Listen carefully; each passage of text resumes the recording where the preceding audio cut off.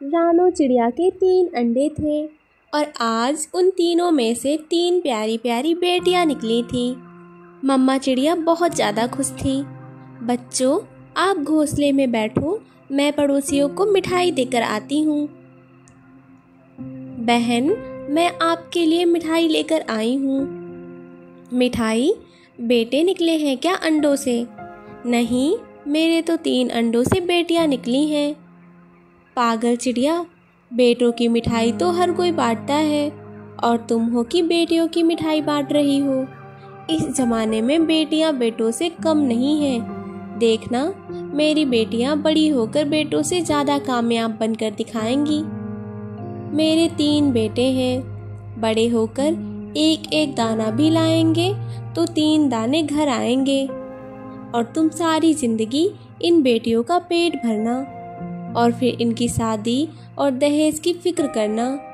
बहन, आप ये मिठाई रखो, यह तो वक्त ही बताएगा मेरी बेटियां कामयाब पक्षी बनती हैं या फिर तुम्हारे बेटे। चिड़िया अपने घर चली जाती है। ऐसे ही दिन गुजरते गए। चिड़िया की बेटियां भी बड़ी हो गई थी और वो अपनी मम्मा के साथ दाना लेने जाती और घर के कामकाज भी करती। कालू कौवा लोगों के घरों में चोरियां करता था और उन पैसों से घर का खर्चा चलाता। बाबा बाबा, आज शाम को घर आते हुए मेरे लिए खिलौने लेकर आना और मेरे लिए पापड़। कालू कौवा घर से चला जाता है और मामूली मुताबिक चोरी करने के लिए एक घर में घुसता है। वो घर उल्लू का था। उल्लू कालू कौवे को पकड़ लेता है और मार मार कर उसके पंख तोड़ देते हैं और उसे पहाड़ों पर फेंक आते हैं। बचाओ बचाओ, मुझे कोई बचाओ, कोई मुझे घर तक छोड़ आओ। कौवे तक यह खबर पहुंच जाती है तो वह उसे उठाकर घर लाती है। चिड़िया को भी यह खबर सुनती है। वह कौवे के पास आती है। क्या हुआ कौवे भैया, और आप यह चोरियों वाला काम कब से करने लगे? चिड़िया आज पहली बार चोरी करने गया था और पकड़ा गया। बहुत मारा उन जालिम उल्लुओं ने। कालू भैया, बुरे काम का बुरा नतीजा होता है। अगले दिन सुबह होते ही कालू कौवा अपने बेटों से कहता है, जग्गू बेटा, तुम बड़े होके काफी दोनों अब छोटे नहीं रहे। अब तुम्हें जिम्मेदारियां उठानी होंगी। आज से तुम घर का खर्चा चलाओगे और पैसे कमा कर लाओगे। कौवा अपने बेटों पर बहुत फक्र करता था। तीनों बेटे घर से निकलते हैं और जाकर एक बड़े पेड़ पर बैठते हैं। राजू, तुम अभी छोटे हो, घर चले जाओ और मम्मा बाबा को जाकर बता देना हम साथ वाले जंगल जा रहे हैं। अब हम बड़े हो गए हैं और अपने काम खुद कर सकते हैं और हम अपनी ज़िंदगी भी अपनी मर्जी से गुजारेंगे। राजू कौवा घर वापस आता है। घर आकर कौवे को सब बताता है। कालू, अगर हमने बच्चों को हलाम का लुकवा खिलाया होता तो आज हमें वो छोड़कर ना जाते। कौवी रोती हुई चिड़िया के पास जाती है। चिड़िया, क्या तुम्हारे पास खाने को कुछ है? कालू भूख से मर रहा है, वो बीमार है, दाना लेने नहीं जा सकता। हाँ बहन, ये लो अनाज, ये मेरी बेटियां लेकर आई थी और उस वक्त को ज़रूर याद करना जब मैं मिठाई देने तुम्हारे घर आई थी। चिड़िया, वो बात तो मुझे सारी याद है और मुझे रात में सोने नहीं देती। तुमने सच कहा था कि बेटियां बेटों से कम नहीं होती हैं। और एक जंगल में टूनी नाम की चिड़िया अपने 2 बच्चों गुड़िया और मुन्नू के साथ रहती थी। वह खेती बाड़ी करके अपने बच्चों का पालन पोषण करती थी। एक सुबह टूनी चिड़िया बोली, बच्चों, मैं खेत में पानी देने जा रही हूँ। तुम दोनों घर में ही रहना और एक दूसरे का ध्यान रखना। मुन्नू बोला, मम्मा, हमें भी आपके साथ जाना है। गुड़िया भी बोली, हाँ मम्मा, हमें भी देखना है आप कैसे काम करती हैं। टूनी मुस्कुराते हुए बोली, बेटा बाहर बहुत धूप है और तुम दोनों अभी छोटे हो, अभी घर पर ही काम करो। काम करने के लिए तुम्हारी मम्मा ही काफ़ी है। इतना कहकर टूनी खेत की तरफ उड़ जाती है और सब्जियों की बेलों में पानी देने लगती है। तभी वहाँ एक अजनबी कौवा हांफते हुए आता है। अरे अरे, आप कौन हैं और इतना परेशान क्यों हैं? टूनी पूछती है।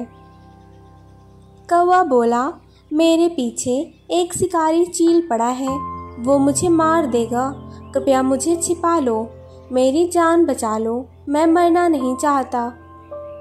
टूनी को उस पर दया आ जाती है। ठीक है कौवे भैया, मेरा घर पास ही है, चलिए वहाँ छिप जाइए।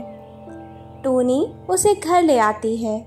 शाम होते ही कौवा फिर बोला, बहन मेरा घर बहुत दूर है, क्या मैं आज की रात यहीं रुक सकता हूँ? सुबह 4 बजे से पहले पहले मैं चला जाऊँगा।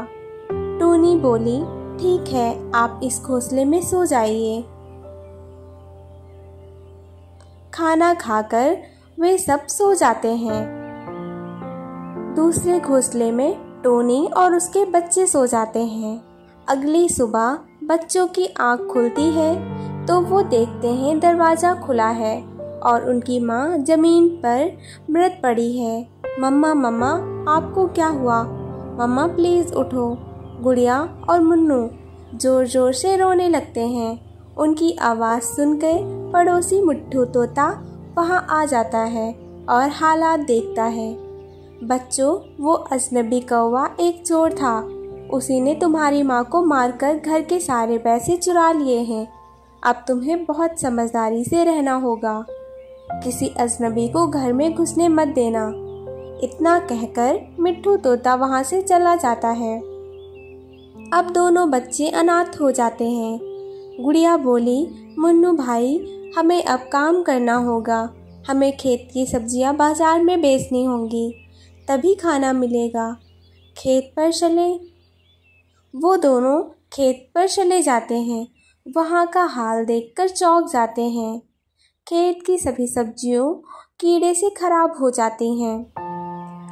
सब खत्म हो गया, सब खत्म हो गया गुड़िया दीदी, अब हमारा क्या होगा? मुन्नू रोने लगता है। गुड़िया बोली, चलो मिट्ठू अंकल के घर चलते हैं, शायद वो कुछ मदद करेंगे। वो मिट्ठू के घर जाते हैं। दरवाज़ा मिट्ठू की पत्नी खोलती है। आंटी, मिट्ठू अंकल घर पर हैं क्या?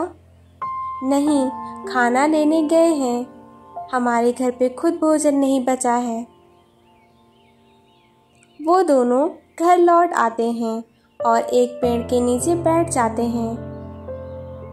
अब भूख बर्दाश्त नहीं हो रही भैया, चिंता मत करो, मैं तेरे लिए कहीं से खाना लाऊंगी।